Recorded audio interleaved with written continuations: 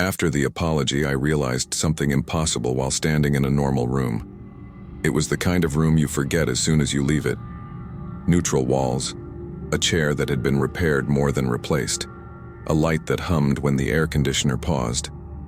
I was listening to her talk about the weather, and I understood, with a clarity that had no drama in it, that the apology had already worked. Not because it was sincere, not because it was convincing, but because I had prepared myself to accept it long before she offered it.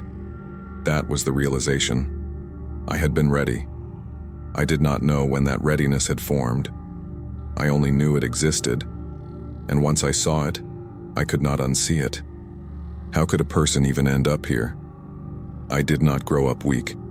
I was not raised to accept less than respect. I had friends who would have intervened if I had asked. I had language for boundaries. I had access to distance. None of that mattered, because what happened was not sudden. It did not arrive as an event. It arrived as a series of reasonable adjustments, small enough to ignore, logical enough to justify. Each one felt temporary. Each one felt chosen. When I met her, nothing was wrong. That is important. There was no warning sign I missed, no intuition screaming beneath the surface. She was calm, attentive, slightly guarded in a way that felt earned. She listened with her whole face. She laughed quietly, as if volume was a decision. I remember thinking that this was what maturity looked like. Our early conversations stayed on the surface. Work, music, the way cities feel different at night. She asked questions that were thoughtful, but not invasive. I answered honestly without offering more than was asked. There was balance. That word mattered to me then. Balance meant safety. The first change was subtle. It happened in tone, not content. She began to correct me gently. Not about facts, about feelings. If I described being tired, she reframed it as avoidance. If I said I was unsure, she suggested I was afraid. She did this with care, with concern, with the confidence of someone who believed insight was a form of intimacy. I accepted it. It felt like being seen. I did not consider that being reinterpreted is not the same as being understood. The second change came through timing. Her disappointments appeared after closeness. Never before. She would wait until we had shared something quiet. A walk, a late meal, a moment without noise. Then she would mention something I had failed to notice. A delay in response. A tone she found distant. An expression that suggested disengagement. I listened. I apologized. I adjusted. Not because I felt guilty, but because it seemed reasonable to be careful with someone you cared about. I told myself this was how adults behaved. The third change was internal. I began to rehearse conversations before they happened, not arguments. Explanations. I learned which words landed safely, which topics required framing, which observations were better kept private. This did not feel like fear. It felt like consideration. I believed I was becoming more skilled, more emotionally fluent. What I was actually becoming was quieter. Normal life continued. I went to work. I paid bills. I met friends. No one noticed anything unusual, because nothing dramatic had occurred. There was no scene to point to, no story to tell. Even if I had tried to explain it, I would not have known where to begin. How do you describe erosion while the ground still holds? The warning signs did not announce themselves. They blended into care.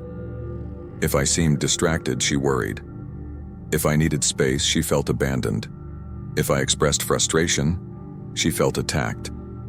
Each reaction made sense in isolation. Together, they formed a pattern. I became responsible not just for my actions, but for her interpretations of them. That responsibility felt serious.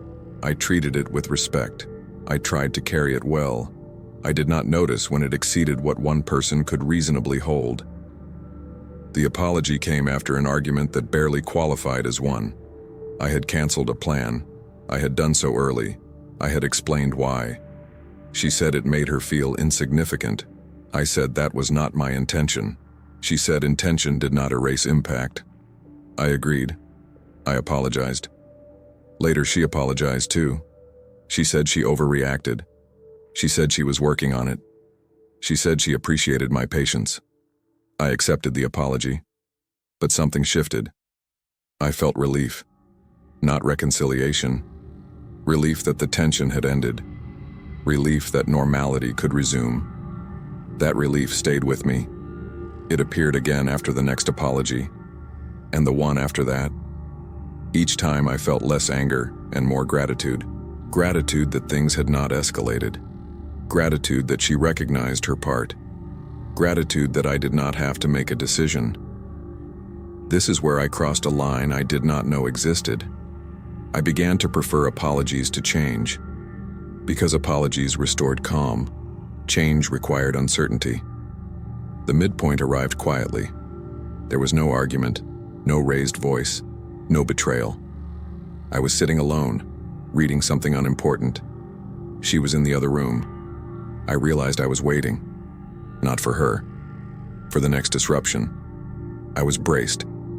I knew it would come. I did not know when or why, but I knew the shape of it. That knowledge had settled into my body. That was the break. I understood then that I was no longer responding. I was anticipating. That realization hurt, not sharply, dully, like pressure. I did not confront her. I did not leave. I continued, because continuation had become easier than interruption. Because I still believed the situation was temporary. Because I still believed I was choosing this. Awareness did not free me. It only clarified the cost. I saw how I minimized myself in advance. How I softened statements before they were spoken. How I edited emotions before they reached my face. I saw it, and I did nothing. The apologies continued. They were consistent, sincere-sounding, often tearful. She named patterns. She acknowledged wounds. She promised effort, and I accepted them. Because acceptance kept the peace. Because acceptance felt generous. Because rejection would have required me to admit that the earlier ones had not been enough. That was the hardest truth. Not that she hurt me, but that I allowed the apologies to stand in for safety. I had confused remorse with repair. Time passed. The relationship looked stable from the outside. We planned. We hosted. We spoke in plural. Inside, I was shrinking with precision. Not disappearing. Just becoming more manageable. I stopped bringing certain thoughts home. I stopped noticing when I did. The final apology was ordinary. It followed a familiar script. She said she was sorry. She said she understood. She said she would try. I listened. I nodded. And I felt nothing. Not anger. Not relief. Just the calm recognition that this was the system we had built. She did not trap me in it. I maintained it. Because it allowed me to avoid a larger reckoning. Because leaving would have meant admitting how long I had stayed after understanding. Now when I think about the apology, I do not think about her. I think about the moment I realized it worked, and what that says about me. There is no lesson here, no redemption, only clarity. I know why I allowed it, and that knowledge is permanent.